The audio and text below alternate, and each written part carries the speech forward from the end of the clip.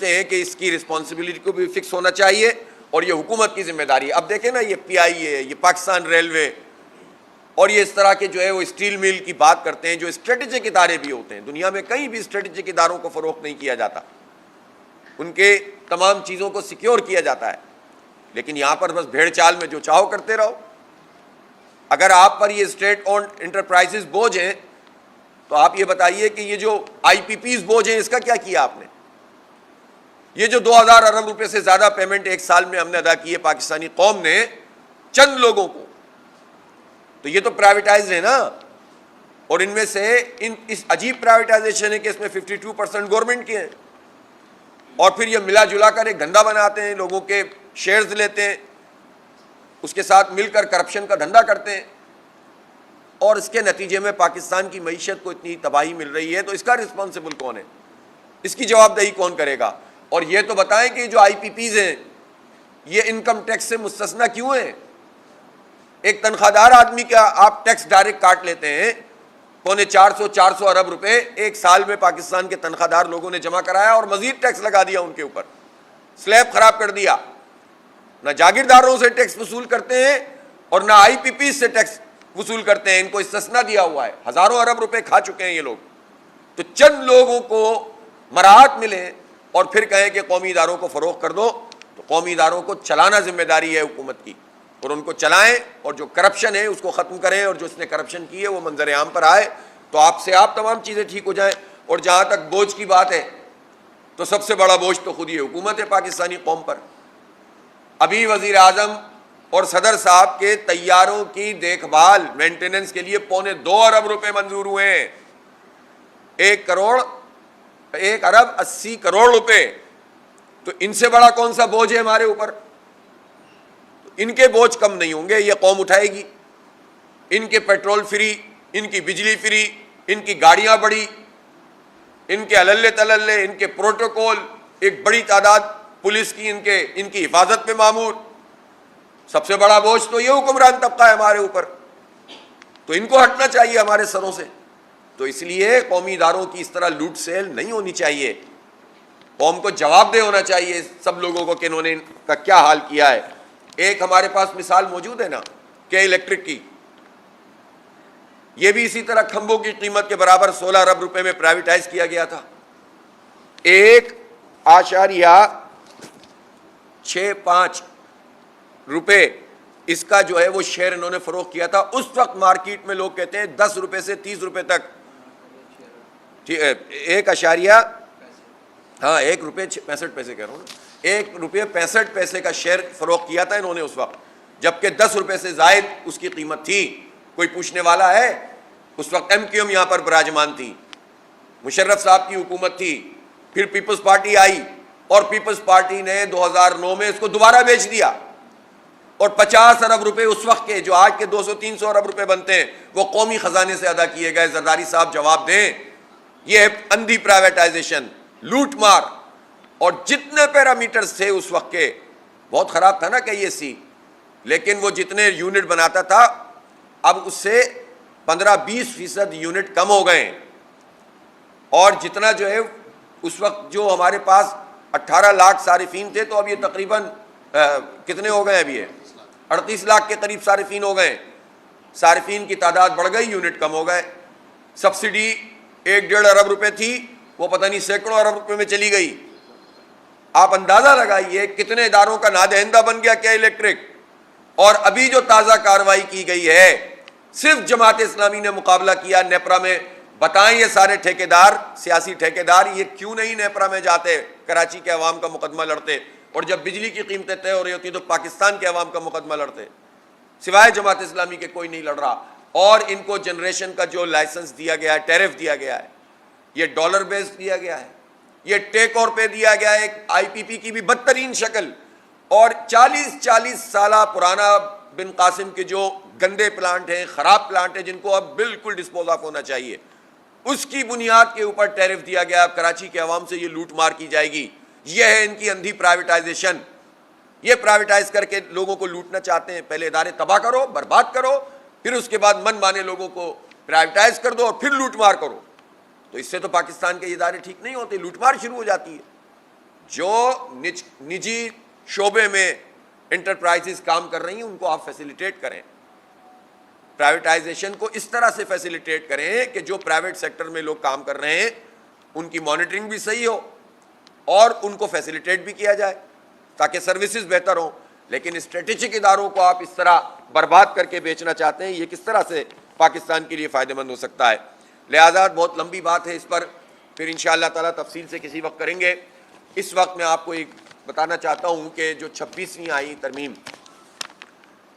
یہ پاس کروائی گئی ہے، اور ایک ایسی اسمبلی جس میں تقریباً 2/3 افرادی ایسے ہوں گے، آدھے سے زیادہ تو ہیں کم از کم، جو فارم 47 کی پیداوار ہیں، جو نہیں جیتے اور انہیں زبردستی فارم 47 میں جتوایا گیا ہے. شاہکار ہے کراچی کا الیکشن. اس الیکشن میں ایم کیو ایم نے 5,500 پولنگ اسٹیشن اور 22,000 پولنگ بوتھ میں سے ایک بھی نہیں جیتا، اور اس کی قومی اسمبلی میں اس وقت سیٹوں کی تعداد بنتی ہے 22، Karachi Hyderabad plus reserve seat ملا کے. 1 لاکھ ووٹ نہیں لیے پورے کراچی حیدرآباد سے 1.25 لاکھ لیے ہوں گے، اور ان کی بنتی ہیں قومی کی 22 سیٹیں ماشاءاللہ. اور جو جیتے ہیں یا جماعت اسلامی جیتی ہے یا پی ٹی آئی جیتی ہے، ان کی نمائندگی نہیں ہے. تو آپ اندازہ لگائیے کہ یہ کرپٹ جو انتخاب تھا اور کرپٹ اسمبلی جو اتنی بڑی کرپشن کے ساتھ وجود میں آئی ہو، قبضہ کر کے بیٹھے ہوں. نواز شریف صاحب اپنے لاہور کے حلقے سے تقریباً ہار گئے 60,000 ووٹوں سے. ان کے ووٹوں میں 70,000 ووٹ ایڈ کر کے ان کو جتا دیا گیا، اور پورے خاندان کے ساتھ یہی ہوا ماشاءاللہ. تو یہ عوام میں انپاپولر، عوام نے مسترد کر دیا ان لوگوں کو، اور ان کو زبردستی لا کر بٹھا دیا گیا. اس سے یہ وہ اسمبلی وجود میں آئی جو فیصلہ کیا کر رہی ہے، 2/3 اکثریت سے فیصلہ یہ کر رہی ہے کہ وہ آئین جس کے اوپر سب کا اتفاق ہے، اس آئین کے بنیادی اسٹرکچر کو وہ ڈھا رہی ہے، اور اس کے بعد عدلیہ کے اوپر شبخون مارا اور اپنی مرضی سے ججوں کا تعین کرنا. اور ایک ایسی پارلیمانی کمیٹی پہلے ہی جس کی میں نے لیجیٹیمیسی بتائی ہے کہ یہ ہے کہ اگر فارم 45 کی بنیاد پر آج تحقیقات شروع ہو جائیں تو سب فارغ. تو آپ یہ بتائیے کہ یہ اسمبلی یہ فیصلہ کرے گی کہ کون جج ہوگا، ان کی پارلیمانی کمیٹی، پھر وزیر اعظم، پھر صدر، اور پھر جو سینیورٹی کا ایک چیز سیٹل ہو گئی طویل عرصے سے، جس سے یہ مسئلہ ختم ہو گیا تھا، اس کو اثر نو انہوں نے چھیڑ دیا. ہمارا مسئلہ یہ نہیں ہے کہ ایکس کون، وائی کون اور زی کون. ہمارا مسئلہ یہ ہے کہ یہ طریقہ کار غلط ہے. اس طریقہ کار سے عدلیہ پر کنٹرول کرنے کا انہوں نے فیصلہ کیا ہے، قبضہ کیا ہے، اپنی گرفت کو بڑھایا ہے، اس کو سیاسی بنا دیا، اس کو حکومتی بنا دیا، انصاف کو آزاد نہیں رہنے دیا. یہ بہت بڑا کاری وار ہوا ہے پاکستان کے آئین پر اور پاکستان کے جمہوری آزادیوں پر اور عدلیہ پر. ظاہر ہے کہ اس کو قبول نہیں کیا جا سکتا. اب ہمارے پاس کیا آپشن ہے؟ ہمارے پاس آپشن یہی ہے کہ جو اویلیبل فورم موجود ہے اس پر ہم بات کریں. لہٰذا آج ہم نے سپریم کورٹ آف پاکستان میں ہی اس پٹیشن کو فائل کر دیا ہے، اور انشاءاللہ جماعت اسلامی بھرپور طریقے سے قوم کی ترجمانی کرے گی.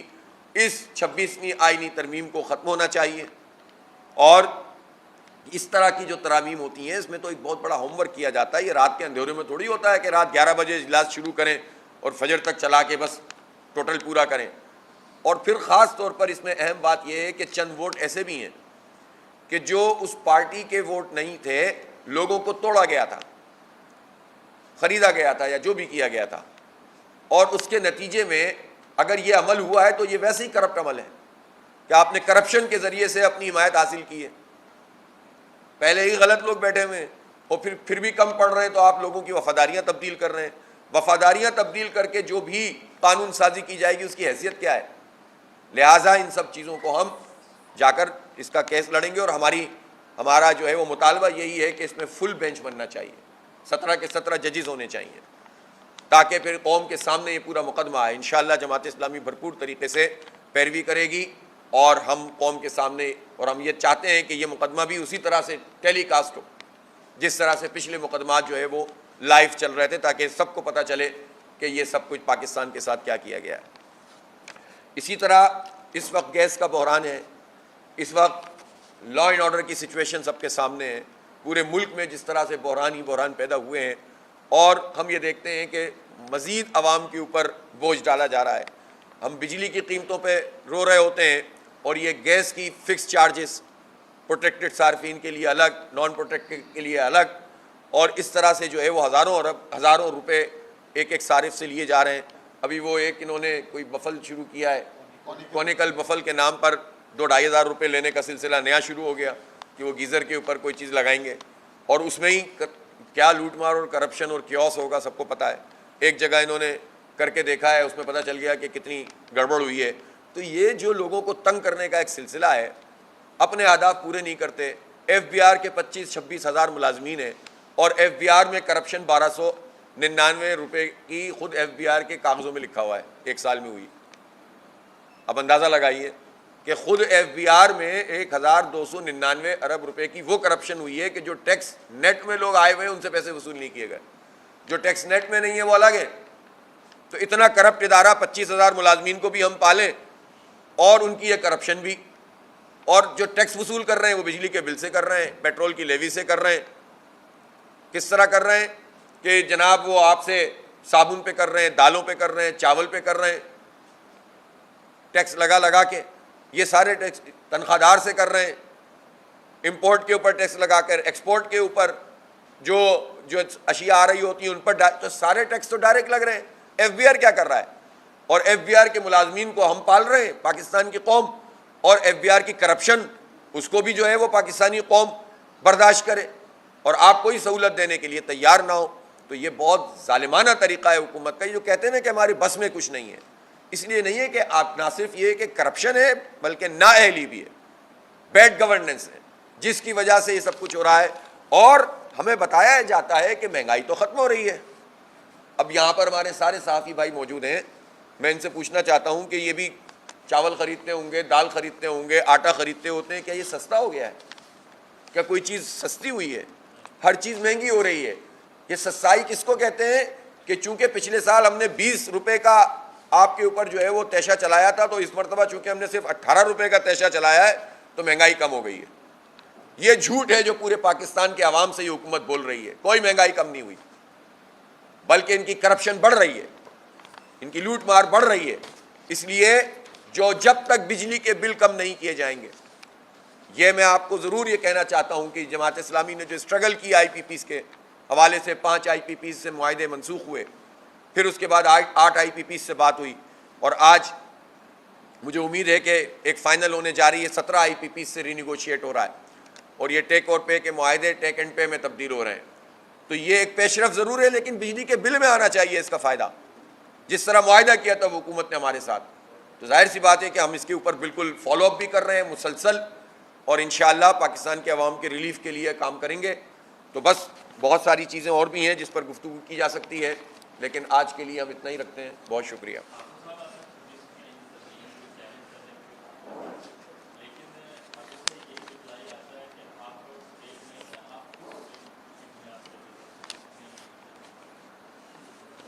بات یہ ہے کہ جو بیٹھے ہوئے ہیں, اول تو یہ کہ جس اسٹیک کی وہ بات کر رہے ہیں, یہ پاکستان پیپلز پارٹی 7 قومی اسمبلی کی سیٹیں جو 15 دے دی ایم کیو ایم کو, جو بچ گئی تھیں وہ پی پی کو دے دیں, تو پاکستان پیپلز پارٹی کراچی سے 7 قومی اسمبلی کی سیٹیں جیت سکتی ہے کبھی؟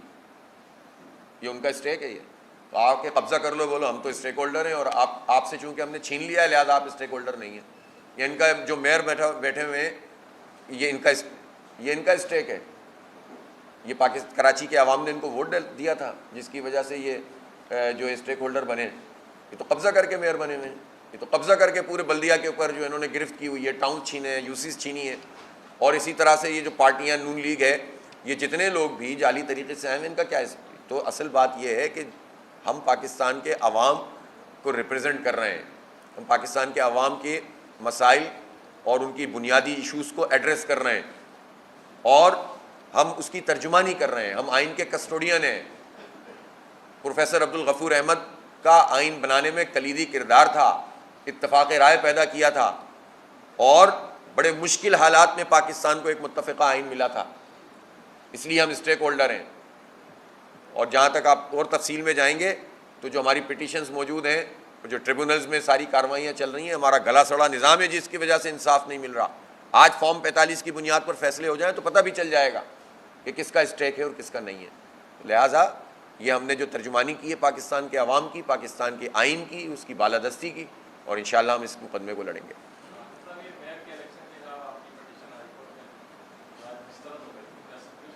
بالکل جائیں گے۔ اول تو یہ ہے کہ پہلے ہم خود ہائی کورٹ میں دیکھیں گے اس بات کو کہ کن گراؤنڈز پر یہ جب سال اور دو سال ڈیلے کرتے ہیں پہلے کورٹس۔ ہمیں افسوس ہے پاکستان میں جو یہ عدلیہ ہے اس کے بہت سارے مسائل ہیں، اور پہلے یہ ڈیلے کرتے ہیں۔ مثلا میں آپ کو بتاؤں کہ ہمارا کے الیکٹرک کے حوالے سے ایک کیس سپریم کورٹ میں موجود تھا، 7 سال کیس نہیں چلایا سپریم کورٹ نے۔ 7 سال بعد کہتے ہیں چونکہ 7 سال ہو گئے لہٰذا جو ہے نا وہ ہم اس کو بھی ڈسپوز آف کرتے ہیں، اور پھر آپ فریش طریقے سے لے کر آئیں چیزوں کو۔ بالکل اسی طرح 7 سال 1.5 سال بعد پھر اس کے بعد جس بنیاد پر ہم نے یہ کیس کیا تھا اس پر پھر الیکشن ہو گئے، ضمنی انتخاب ہو گئے، سیٹیں ہو گئیں، اس پر کیس کیا، وہ ایک تماشا مچاتے ہیں۔ یہ عدلیہ کے اندر بھی ایک تماشا مچا رہتا ہے۔ تو اس کے بعد آپ کہتے ہیں کہ چونکہ یہ تو سب چیزیں ہو چکی ہیں تو ہم اس کے تمام قانونی پہلوؤں کو دیکھیں گے اور ہم ایسے پیچھے نہیں چھوڑیں گے، اور جو جینون بات ہے وہ کریں گے۔ اور ہماری پلی بہت واضح ہے کہ جب ایک پروسیس شروع ہو گیا تھا تو اس پروسیس کے شروع ہونے کے بعد، الیکشن کے پروسیس کے شروع ہونے کے بعد، اس الیکشن سے متعلق قانون سازی کر کے اس الیکشن پہ جو اثر انداز ہونے والا عمل ہے وہ غلط ہے، قانونی بات ہے، 2 اور 2 4 کی طرح ہے۔ کورٹ کی سمجھ میں نہیں آئی، یہ دوبارہ سمجھائیں گے۔ اچھا حافظ صاحب جی بتا دیجیے گا پی آئی اے کی نجکاری کے حوالے سے بھی آپ عدالت سے رابطہ کریں گے، اور سیکنڈلی یہ بتا دیجیے گا کہ اس وقت سننے میں آ رہا ہے کہ اشرافیہ جو ہے وہ اپنا علاج کروانے کے لیے بیرون ملک کرتی ہے، تو کیا آپ اپنا علاج بھی بیرون ملک کرواتے ہیں یا پاکستان کا علاج بہتر ہے؟ بات یہ ہے میرے بھائی، یہ پی آئی اے والے مسئلے پہ چونکہ نجکاری ہوئی نہیں ہے تو اس پہ ہم کیسے جائیں؟ البتہ اس پورے عمل پر ہم دیکھ سکتے ہیں، مشاورت کر سکتے ہیں قانونی کہ اس پہ ہم کیس کر سکتے ہیں یا نہیں، اور ہم تو آپ کے سامنے ہی رہتے ہیں بھائی، ہماری مرض بھی یہیں کے ہیں، علاج بھی یہیں کے ہیں۔ اصل میں ہمارے بہت سارے پاکستان کے عوام کے امراض کے ذمہ داری وہ لوگ ہیں جو باہر جا کے علاج کراتے ہیں۔ ہمیں بیمار کرنے والے، پاکستان کے لوگوں سے صحت کی سہولت چھیننے والے، تعلیم کی سہولت چھیننے والے 50 سال سے یہ لوگ حکمران ہیں، اور ایک اسپتال بھی اس طرح کا نہیں ہے جہاں پر یہ اپنا علاج کرا سکیں۔ تو یہ ظالم لوگ ہیں، انہوں نے پاکستانی قوم میں بیماریاں پھیلائی ہیں، امراض پھیلائے ہیں۔ تو یہ جب تک ان لوگوں سے جان نہیں چھڑائیں گے، ایک پورا طبقہ ہے، میں کسی ایک فرد کی بات نہیں کرتا، ایک طبقہ ہے، ایک پارٹی میں ایک ہوگا، دوسری میں ایک خاندان ہے، ایک پارٹیاں منتخب کر لیتے ہیں، ایک فوج میں چلا جاتا ہے، ایک بیوروکریسی میں چلا جاتا ہے، ایک عدلیہ میں چلا جاتا ہے، کچھ پارٹیوں میں چلے جاتے ہیں، خاندان کی اجارہ داری رہتی ہے، اسی وہ خاندان ایک پارٹی میں جاتا ہے، وہ پارٹی پاپولر ہو جاتی ہے، دوسری میں جاتا ہے، دوسری پاپولر، یہ تو نظام ہے یہاں پر۔ ان سب لوگوں سے کیا توقع ہے؟ بہرحال عوام کو ان کے مقابلے میں لڑنا پڑے گا۔ شکریہ۔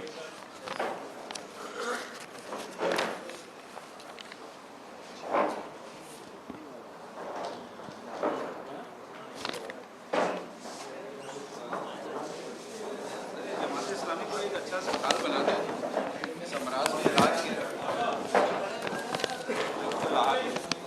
اس کے لیے کراچی نفسیاتی اسپتال، اور وہ بھی ہمارا ہی بندہ ہے۔